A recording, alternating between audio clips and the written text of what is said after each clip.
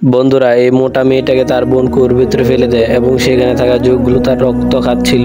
হঠাৎ কুয়োর ভিতরে অনেক আলো হয়, এরপর মোটা মেয়েটা বাইরে বেরিয়ে আসে। এরপর সে দেখতে পায় সে অনেক চিকন হয়ে গেছে। এটা দেখে সে নিজেও অবাক হয়ে যায়। এদিকে তার বয়ফ্রেন্ডের সাথে আজকে যাওয়ার কথা ছিল, কিন্তু সেখানে তার ছোট বোন হাজির হয়। এটা দেখে সে অনেক রেগে যায়। এরপর সে ঠান্ডা মাথায় ভাবে একটা ডিসিশন নেয়।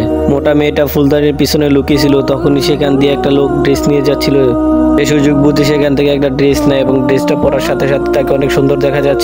এদিকে মোটা মেয়েটার বয়ফ্রেন্ড তার ছোট বোনকে বিক্রি করতে নিয়ে আসে। এটা দেখে সে অনেক কাঁদতে শুরু করে। এই লোকটা মোটা মেয়ে কিনতো, যে মেয়ে যত বেশি মোটা হতো সে তত দামে মেয়েগুলোকে কিনতো।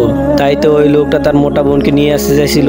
এই লোকটা তার শর্ত মতো টাকা দিয়ে দেয় তাকে। সে টাকা পাওয়ার সাথে সাথে তাকে ফেলে রেখে চলে যায় এবং মোটা লোকটা তার কাজ করতে শুরু করে। কাজ হওয়ার সাথে সাথে তাকে এখান থেকে তাড়িয়ে দেয়। সে হাঁটতে হাঁটতে তার বড় বোনকে দেখতে পায়। সে ভাবে তার মোটা বোন এত সুন্দর হয়ে গেছে কিভাবে।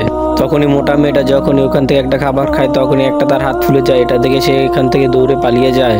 এই সব কিছু তার ছোট বোন লুকিয়ে লুকিয়ে দেখতে থাকে। সে দেখতে পায় তার মোটা বোন আগের মতো হয়ে গেছে আবার। এরপর সে দেখতে পায় তার মোটা বোন কুয়োর ভিতরে আবার লাফ দিয়েছে এবং সেখান থেকে অনেক সুন্দর হয়ে বেরিয়ে এসেছে।